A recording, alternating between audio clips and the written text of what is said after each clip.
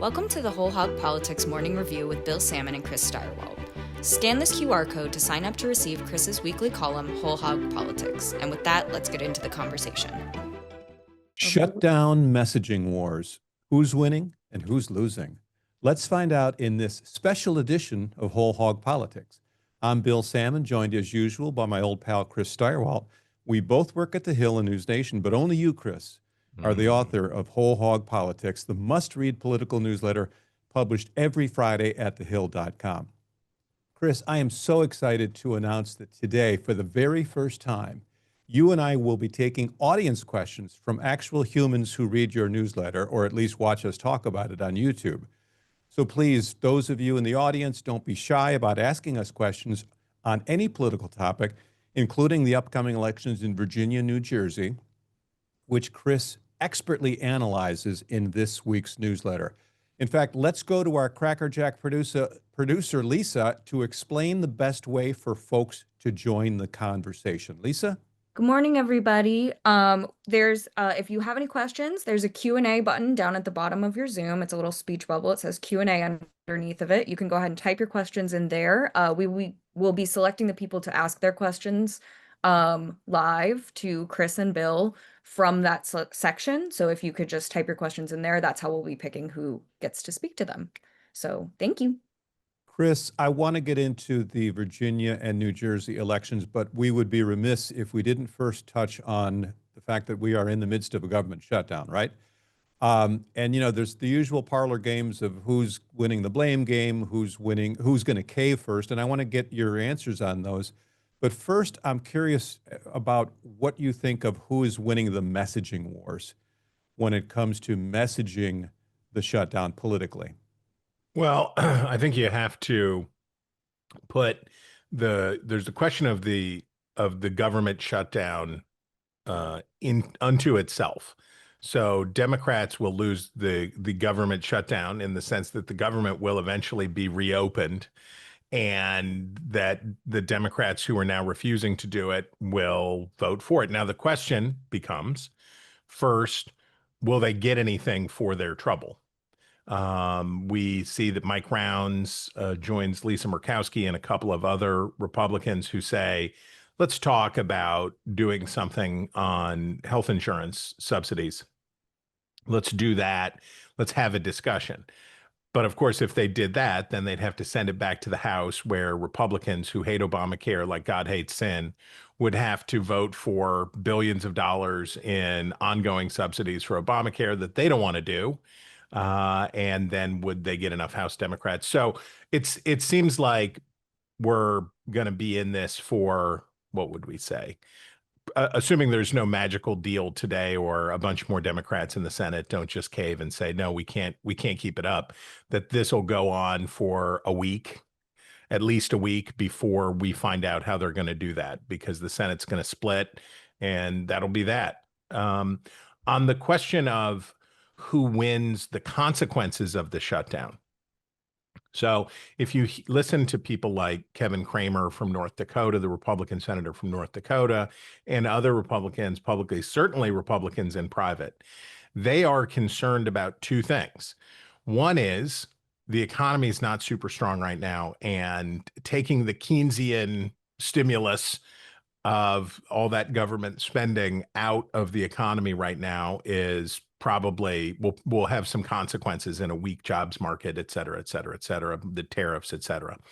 But they're also aware that the ground on which the Democrats have chosen to fight, health insurance, is the only issue. When you look at the issue questions, you can make a big point about Donald Trump's approval ratings being down on his core strengths, on immigration, on law enforcement, on crime, on the economy. He has really dumped a bunch of his approval on those things.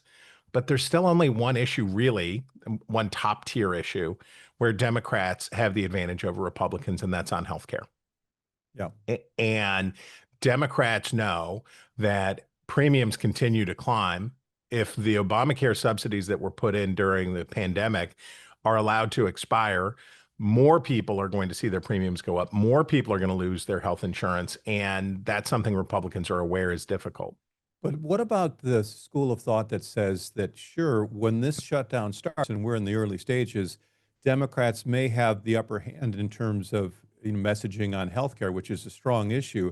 But as the days go by and we're going to get into next week and the pain points become more obvious and parks start shutting and you start to see, members of our military not getting their pay and the trash is not getting picked up and the museums are closing and whatnot, that the blame game starts to shift in the Republicans' favor a little bit, because the argument becomes less about health care and more about, wow, the government shut down and look at all these things that are inconveniencing me. As I said, Democrats will lose the government shutdown. If you start a government shutdown over another issue, you can ask Ted Cruz, you can ask Newt Gingrich. Democrats are trying this for the first time, really. We've never had Democrats do this exact thing before. In fact, they used to roundly denounce it and said it was taking the economy hostage. You will lose. Democrats will lose the shutdown. They will be blamed for the shutdown and they will be pressured into reopening the government. That is 100% true. My point is the knock-on effects of the shutdown. So there's the shutdown itself that Democrats started and will get the blame for, and they don't have a way out other than capitulation eventually. Can they get something in exchange for this? Maybe. And there are proposals, the Demon Pass proposal, where they say we're going to agree that we're going to do these extenders. So we're going to reopen the government for 3 weeks while we work on the. I don't know what deal could be crafted to give Democrats some sort of a policy win on this, but they will lose the shutdown. The question is, will anyone care about the shutdown? I wrote about this last week. Not everybody, I shouldn't say it that way. Many Republicans were concerned about Ted Cruz's 2013 Obamacare shutdown. Ted Cruz and the Senate and House Republicans colluded against the leadership in both houses and shut the government down and said, unless you repeal Obamacare, we will not reopen the government. Now, Barack Obama was not going to repeal Obamacare. He was not going to sign that legislation. So the shutdown went on, and Ted Cruz got the blame, and Republicans got the blame for the shutdown. Did that hurt Senate Republicans in 2014 an iota, a whit? Yeah. I think they picked up 9 seats. So we have to remember, yes, in the very short term, who won the day? Democrats are going to take a pasting on this. My point is, and I think this is the concern that a lot of Republicans have. So I believe it was Senator Mike Lee who said that Russ Vought, the OMB director, had dreamed about having a government shutdown like this since he was a teenager, that this was his lifelong fantasy. And they're going to slash jobs and they're going to slash projects and they're going to cut. And have you seen the messages that the Republicans, that somebody put on the internet? It was Choose Your Hatch Act violation, where they have interfered with the email signature, out of office emails, that when people send emails to people, government, civil service employees, you get a response that's, the radical left-wing Democrats, blah, blah, blah, blah, blah. So what the president, who, by the way, is the author of the longest shutdown in history, is doing is saying, yeah, we actually love the shutdown because we can slash everything and we can do everything. I don't know how this will ultimately land. I don't know how this will end up, but I can tell you this: when it comes to Virginia and New Jersey, it is not going to help the Republican candidates in Virginia and New Jersey. Yes, I want to get into that. But before we do that, let me ask you, because you just touched on the president's, messaging, really. And we need to spend a minute or two on Sombrero Gate, right? I mean, I waited until you were taking a sip before I lay that on you. But, I mean, look, the president is reposting memes that show Hakeem Jeffries wearing a sombrero and having a handlebar mustache. And it's caused a tempest, here in Washington. But setting aside the propriety, the decorum issue of a sitting president reposting memes of the minority leader in the House wearing a sombrero. From a messaging standpoint, the Trump team is doing this epic trolling. They're being very aggressive. And then you see, to counter it, you see Hakeem Jeffries come out in front of the steps on the Capitol building, surrounded by Republicans or surrounded by Democrats, and go into high dudgeon and denounce it in sort of an old-fashioned way, and the question of whether we're looking at a sort of asymmetrical messaging war here, where it's like, welcome to the 90s, Hakeem Jeffries. You're doing what people did 20 or 30 years ago. Again, I am not excusing at all the memes. I'm simply looking at this from a political, analytical standpoint. Is there a mismatch there in the tactics when it comes to messaging? Well, certainly if you're a Democrat, you want to talk about health insurance. You don't want to debate whether or not a ethnic stereotype is racist or just undignified. So getting Democrats off message and making them talk about, and this is, what did Trump give Hakeem Jeffries and Chuck Schumer when they came to the White House? He gave them to give him a Trump 2028 hats. Yeah. Right. So if you're Donald Trump, would you like to talk about Obamacare, or would you like to talk about whether he is constitutionally able to seek a third term as president?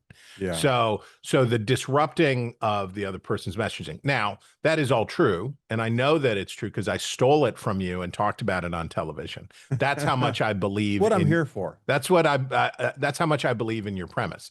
But I will also say it's always, Newt Gingrich lost the messaging war with Bill Clinton.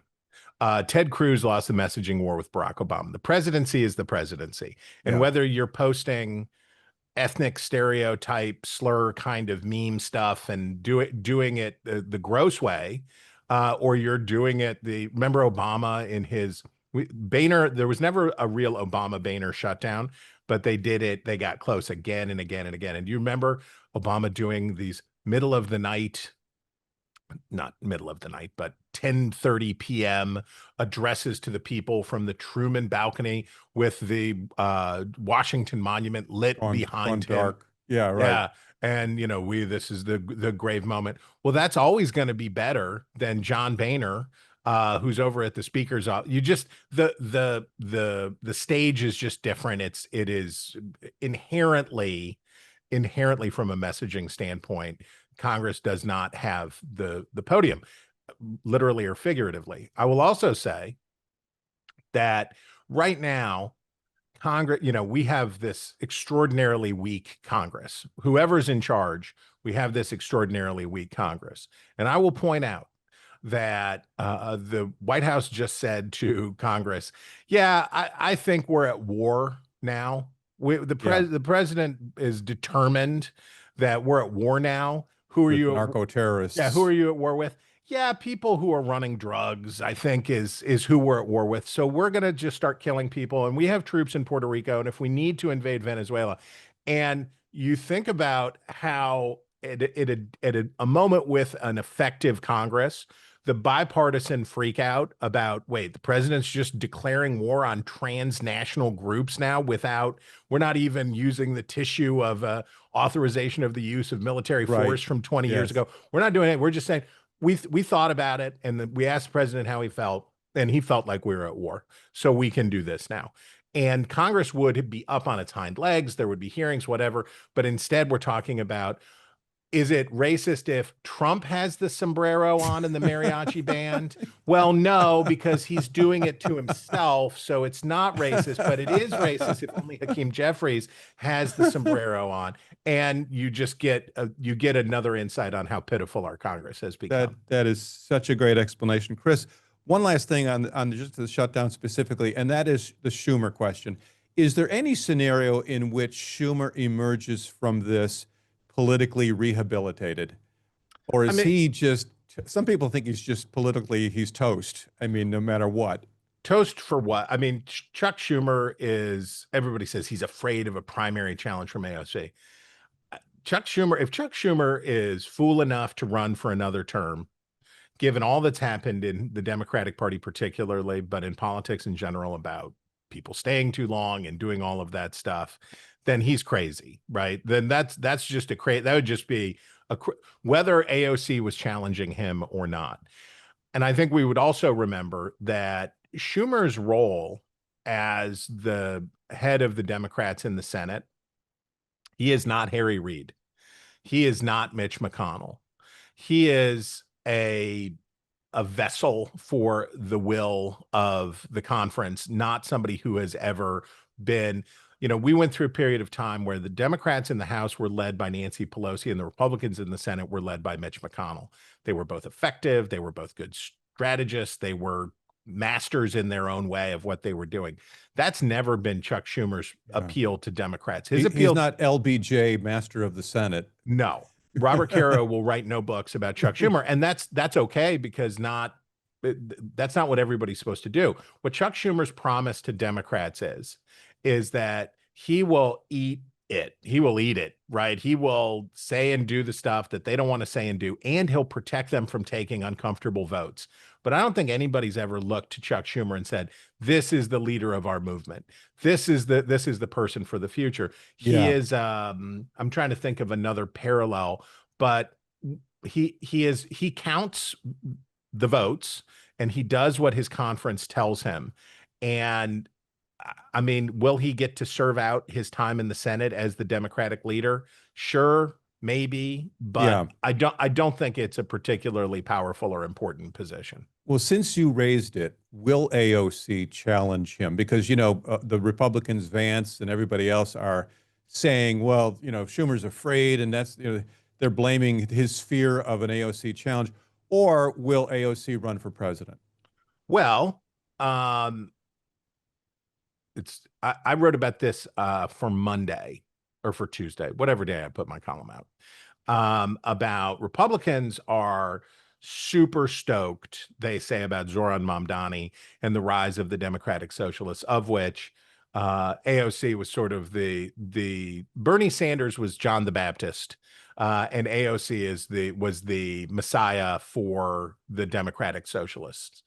And the Republicans, who, after trying to shape the outcome of the New York mayoral race, now accepting, I think mostly accepting, that Zoran Mamdani is extraordinarily likely to win. He might lose in November. It's possible. He can't punch through to an outright majority. Yeah, it'll be under 50%, but he almost certainly will win. I'd say it's a 80-20, right? Yeah. I don't count Cuomo out, but it's the odds are not in his favor. So Republicans are saying, oh, we love this. This is great. You're a bunch of socialists. You're a bunch of wackadoodles. And I think,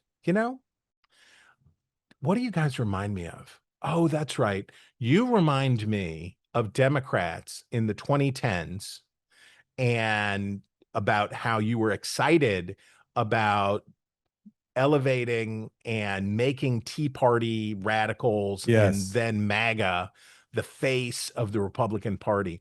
And it made me think back. Remember Robert Gibbs, Obama's spokesman, talking about Rush Limbaugh as the head of the Republican Party? And John Boehner and Mitch McConnell were like, hey, we're right here. Can we talk about this? No, you shut up. You're being led around by Rush Limbaugh. And the elevation, and it's a tactic that Democrats carried into the 2022 midterms, in which they tried to nutpick, and they said, we're going to try to help Doug Mastriano in Pennsylvania because he's a cuckoo bird and he'll be easier to beat. We're going to try to help the bad candidates or the weaker general election candidates because it's going to help us in the end. And the same thing with, who was the witch, the so-called witch candidate? I am not a witch. Christine O'Donnell is not a witch from Delaware. But each party does that. They find what they perceive to be the extreme example and make them the centerpiece. It was a centerpiece of, it has been a centerpiece of Democratic strategy for a long time. Who encouraged Donald Trump to run for president? Bill Clinton. Why did Donald Trump run for president?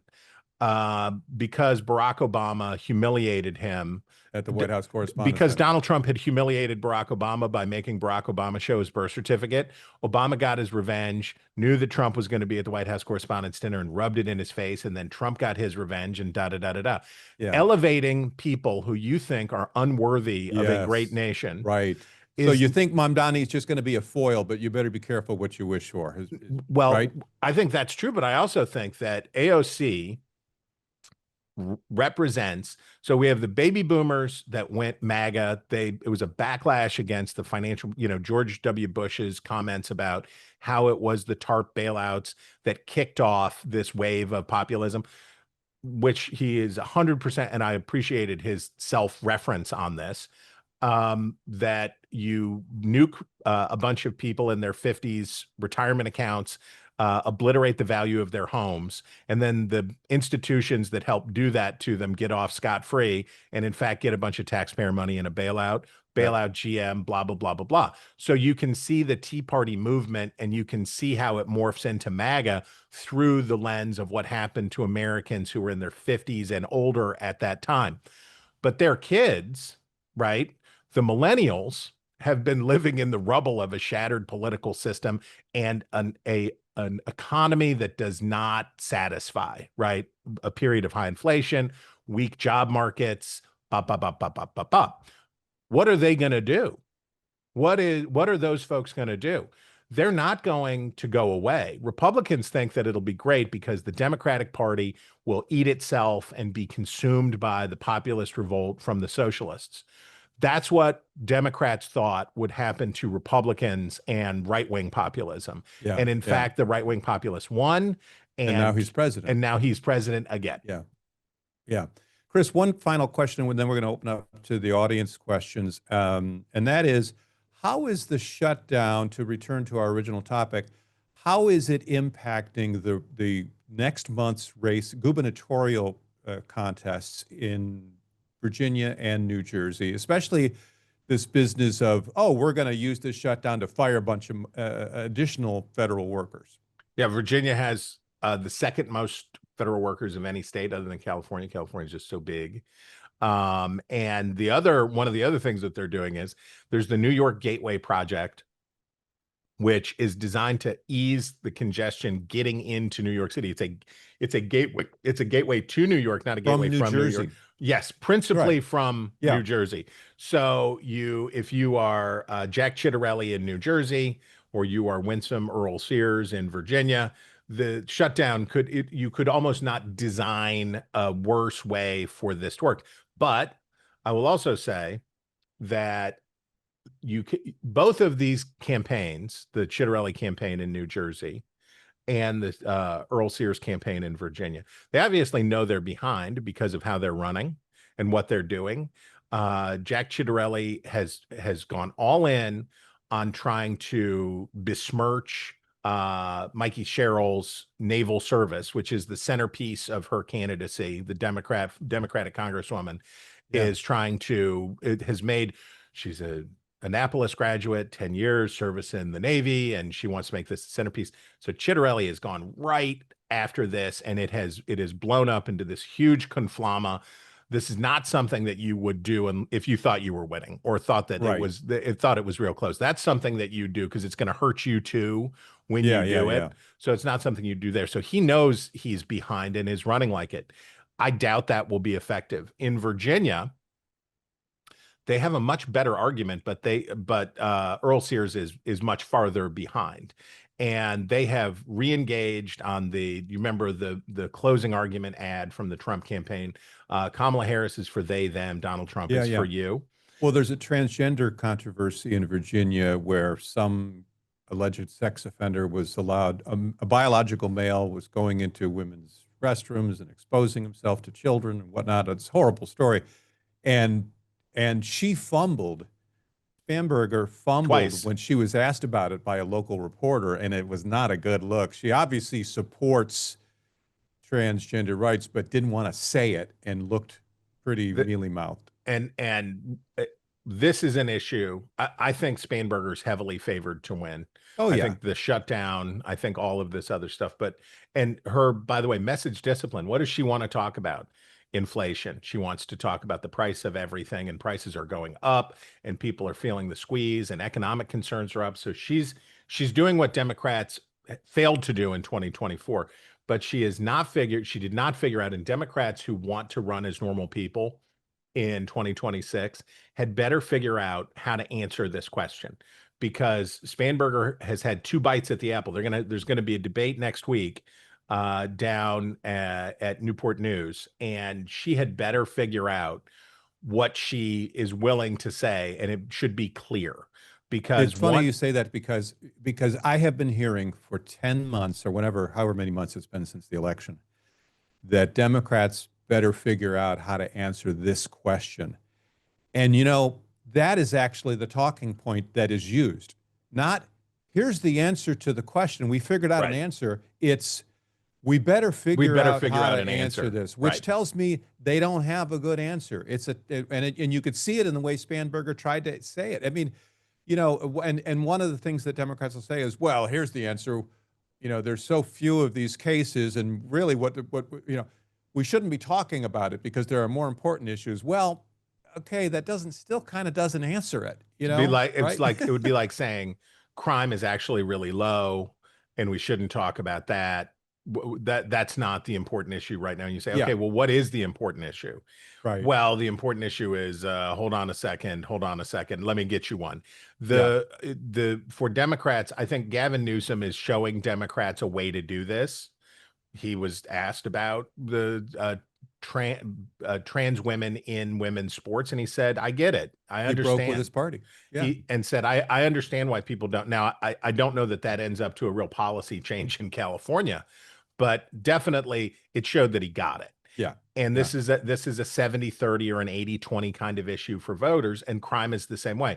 The challenge facing Democrats, what Democrats have to come to terms with is, on social issues, the nation did not go as far left as they thought that the nation was going. Democrats overinterpreted, much in the same way that Republicans are going to be prone to overinterpret what happened with Charlie Kirk.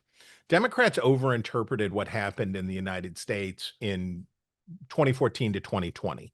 They believed that there was this moment, and we were going to, with Me Too and George Floyd, Ferguson before that, and that gay marriage, the Obergefell decision, Democrats believed that the country had moved left, And would continue going left. and left, would left. continue going that way. Yeah. And they have erred in that way, and they have to find a way on these social issues and on these wedge issues to communicate with working class voters and say, we get it, we're cool. It's been a lot. Yeah.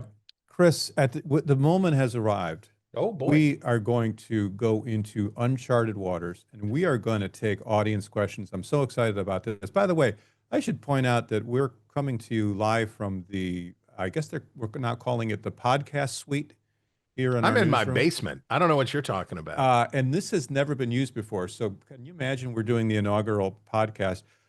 Chris, let's bring in Lisa to see if she's got any audience questions for us. Lisa? Hey guys, I have a question from Tom. I'm going to ask him to unmute now. There we go. Tom, you're on. Hey, great. Wonderful to be with you guys this Hey, morning. Tom. I love News Nation and whole hog politics. It's my kind Trump of has question. done so many crazy, unusual things. I think it's time to respond in a similar manner, but this makes more sense. On the CR issue, we are at loggerheads on an issue that no one's going to budge on. Let's change the issue. We can all agree that child molestation, abuse, trafficking, we can all agree that's an awful thing and should be investigated no matter what. I think we get Hakeem Jeffries and Schumer and the entire Democratic leadership to say, you know what? You release all the Epstein material unredacted, and we will agree to the CR. And we'll fight about the medical stuff later. But it's an issue. It's a uniting and dividing issue at the same time. Who can be against pursuing these type of people. We know one person who may be against it, but it really gives a chance for the Republicans who want to get away from Trump to have some cover, because you don't have to stand behind someone who's done all of these types of crimes. So I really think it's a way to bring Yeah. reasonable Republicans and Democrats together on an issue, uh, and we got to bring it to a head, because it's going to be over our heads forever. Well, I know for sure that so we have a Democrat wait. One of the reasons the House has not come back into session is Mhm. that we have a Democrat from Arizona, a new Democrat, Raul, and I can never remember her name, and I apologize, Congresswoman-elect, that I can never remember your first name. But Raul Grijalva's Succeeding her father. yes, her father, Raul Grijalva, died. She was elected in a blowout to win. Republicans aren't going back into session in the House because when they do, they have to give her her seat. And when she has her seat, there will be enough signatures on the Epstein discharge. And that is not something that Republicans want to do. I see why that would be a nuclear way to do this, right? This would be the way Donald Trump would do it. If Donald Trump Mhm. was the Exactly. Democratic leader in the House, he would say, and like when Trump got Obama to show his birth certificate, do you remember how he followed up after Obama was like, fine, here's my birth certificate? He followed up by saying, now I want you to release your college transcripts. So the Trump way to do this would be to talk about nothing but Jeffrey Epstein. They would talk about nothing but Jeffrey Epstein. I don't think I think there would be merit in the short term in it. I think if I'm a Democratic strategist, I'm going to say all hell is going to break loose on health insurance. We're going to have millions of people, and they're going to be a bunch of working class Republican voters. And they're going to be people who are beneficiaries of the Obamacare Medicaid extension. And however Republicans say, well, we're just going after illegal immigrants, we're just going after this, we're just going after that, it's waste, fraud, and abuse. Millions fewer people are going to end up having health insurance for a variety of reasons a year from now. And what Democrats want to do is, in the same way that Ted Cruz wanted to make the 2014 elections about Obamacare, Democrats, now that Obamacare is popular, Democrats want to make the 2026 elections about Obamacare. So I see your point, but I think that for the voters who decide elections, who are not deeply politically engaged, I think if I'm a Democrat, I want them thinking about healthcare more than I want them thinking about Jeffrey Epstein. Okay. Thank I you, hope it Tom. works. Lisa, any other questions today? Let's let you guys chat a little bit more while I gather a few more questions. Okay, Chris, I want to ask you one other thing about the shutdown related, and that is this. Is J.D. Vance having a moment? I mean, you think about this. They're putting him out there at the White House briefing room. They're he's getting you compare the way that J.D. Vance is being used as in the role of vice president to the way that Kamala Harris was used, where they kind of, well, no, I mean, she's the most recent comparison. It's true. They hid her away. They Yes. they gave her the lousiest, and they made her the border czar. She even complains about it in her new memoir, which is #1 on the New York Times list. So it's quite timely.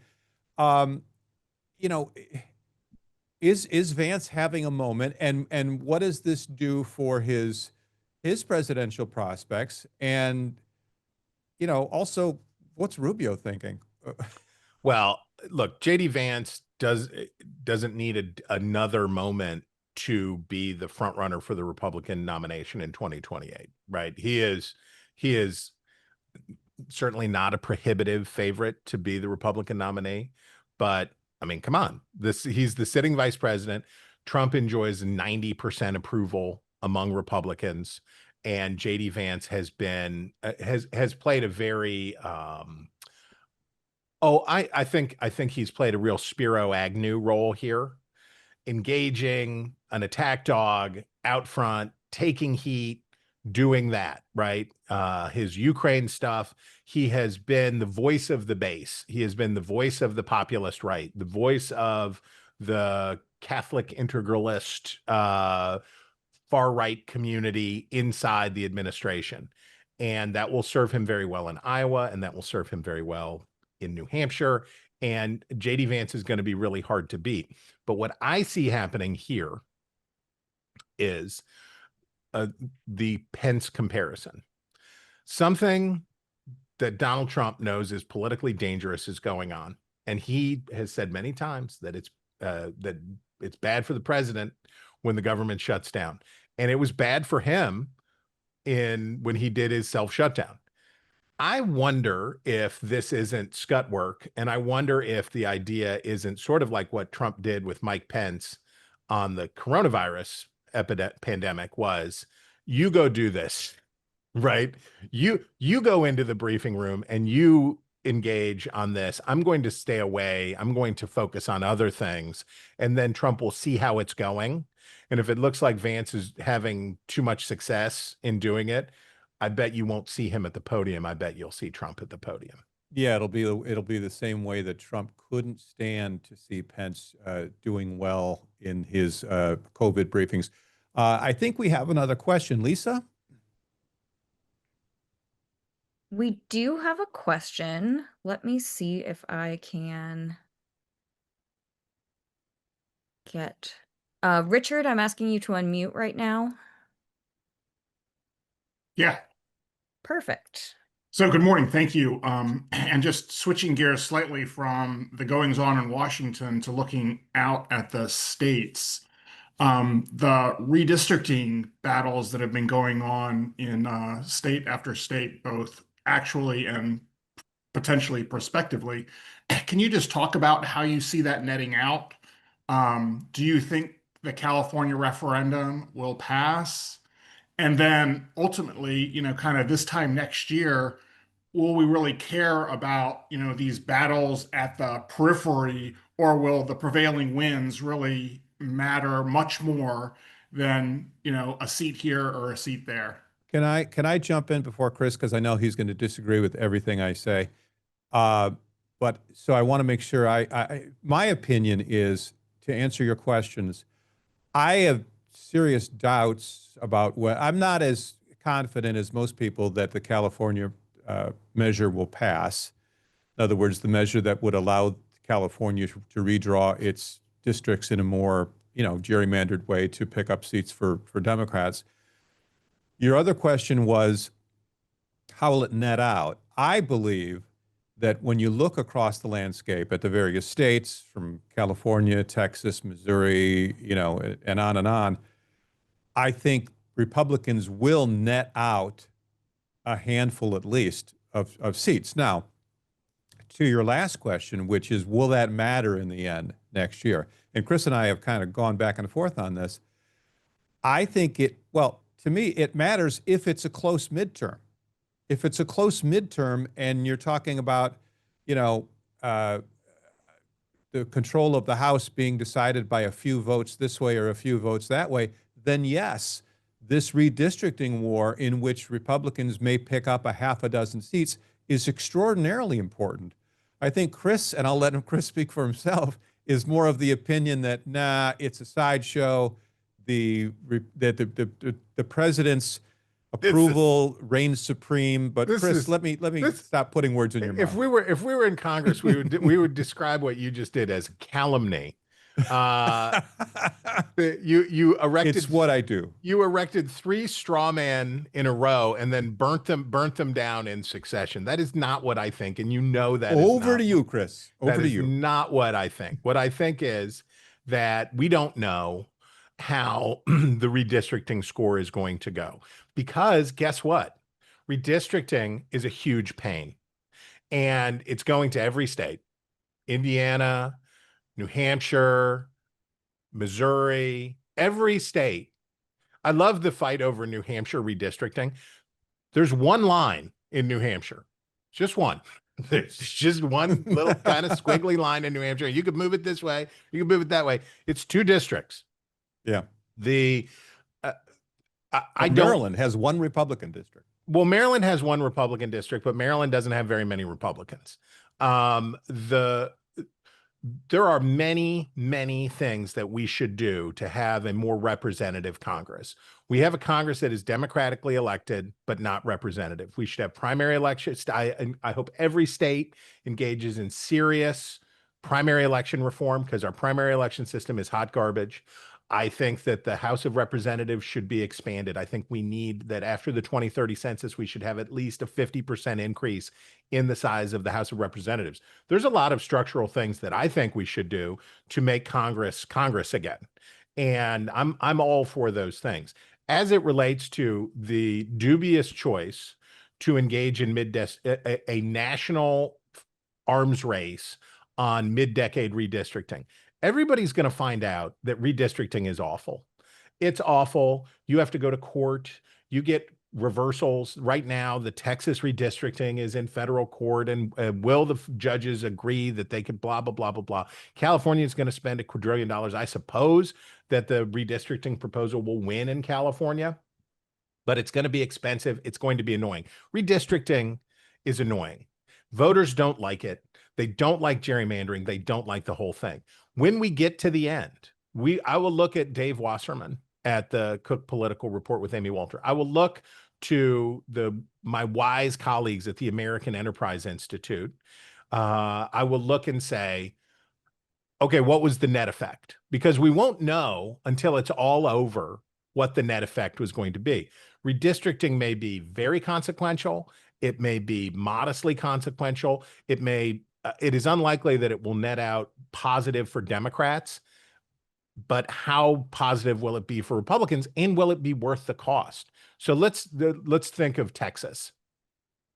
John Cornyn, the incumbent senator, is in an awful primary, just a hideous primary that's going to be very expensive and very damaging right now with the Attorney General, Ken Paxton.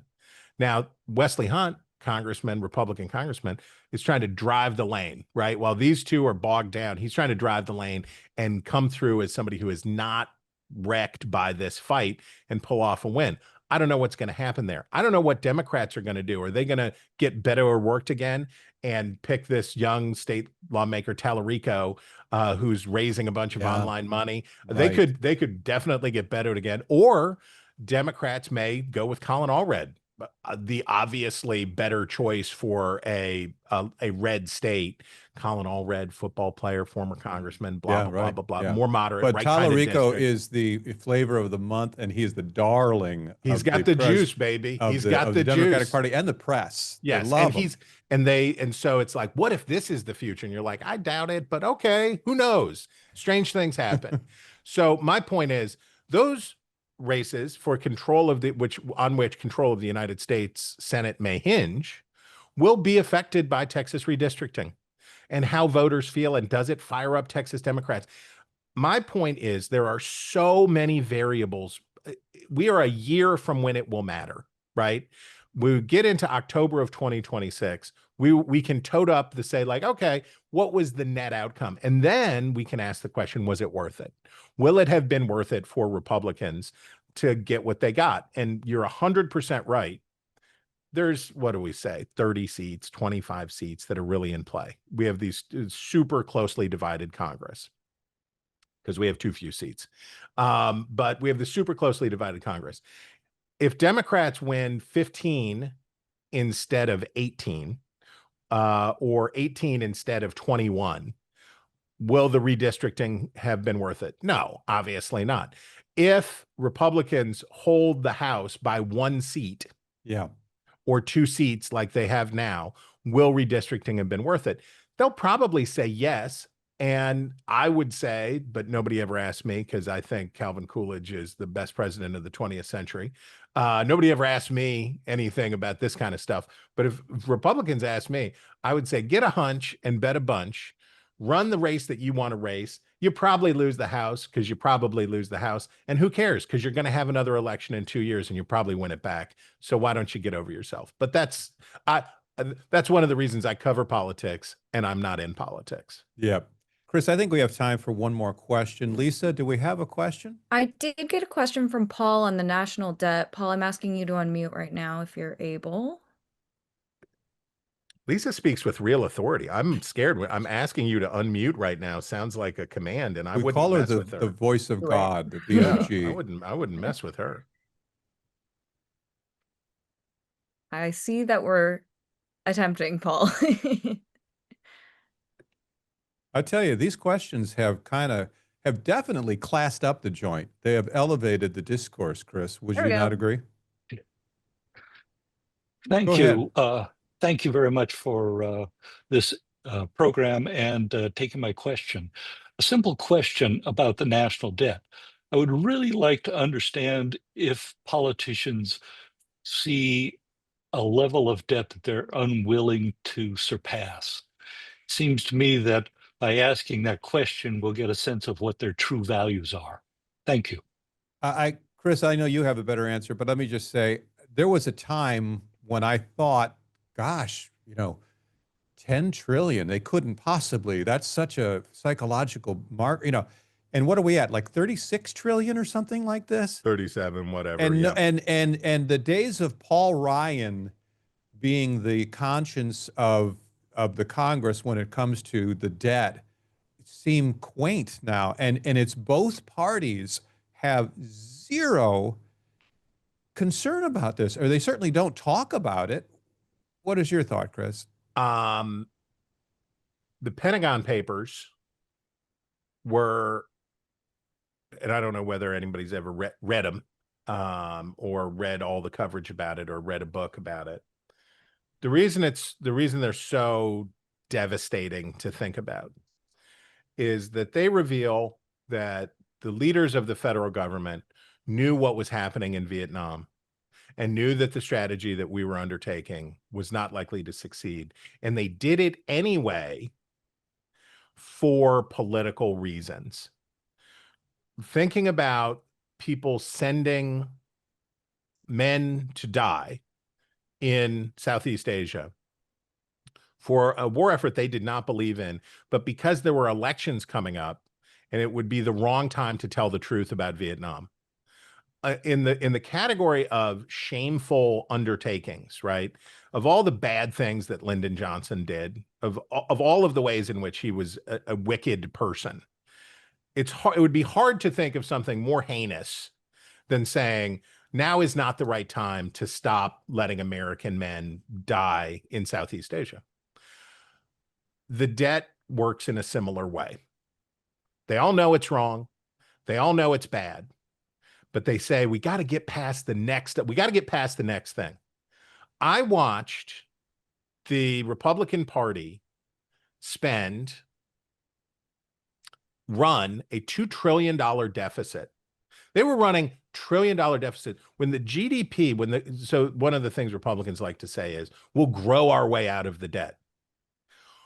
We were running in the first Trump term before the pandemic. We were running hot, 4% annualized GDP growth rate. We still ran $1 trillion deficit. There's never a good time to have a recession. There's never a good time to put the brakes on. There's never a good time to say, this is it. We got to eat it right here. There was actually one really good time. And that was after the Cold War ended and Bill Clinton said, well, Ross Perot did pretty daggone well. I think we better not blow this. And it's very quaint to say that in 2000, the argument was what to do with the budget surplus. Would we put it in Al Gore's lockbox, or would we give it away give it back in a tax rebate as George W. Bush proposed? And what has happened is that magical thinking in both parties has allowed them to excuse, as James Madison said, posterity has no vote. My grandchildren, who I hope one day, I hope one day to have many, not anytime soon, but which I hope to have many, will have no vote on whether we will incur 10 trillion more dollars in debt to get through the next political cycle for each party. But I know that what both of these parties are doing is shameful, and they are ashamed of it. Many of them are ashamed of it, and many of them know. If I ask somebody, what is the level of debt that you absolutely would not accept? What would they say? You know what they would say. They would say, well, right now we're working on da da da. And they would explain to me why it's going to be good later, why it's bad now, but it's going to be good later. And if I said, no, I want you to tell me a number, say what the number is, they would say, I think I have to go. And they wouldn't answer my question. And then they wouldn't come back on my show. And they wouldn't want to talk to me because I would sound crazy, because I am, as you can see in my response to this question.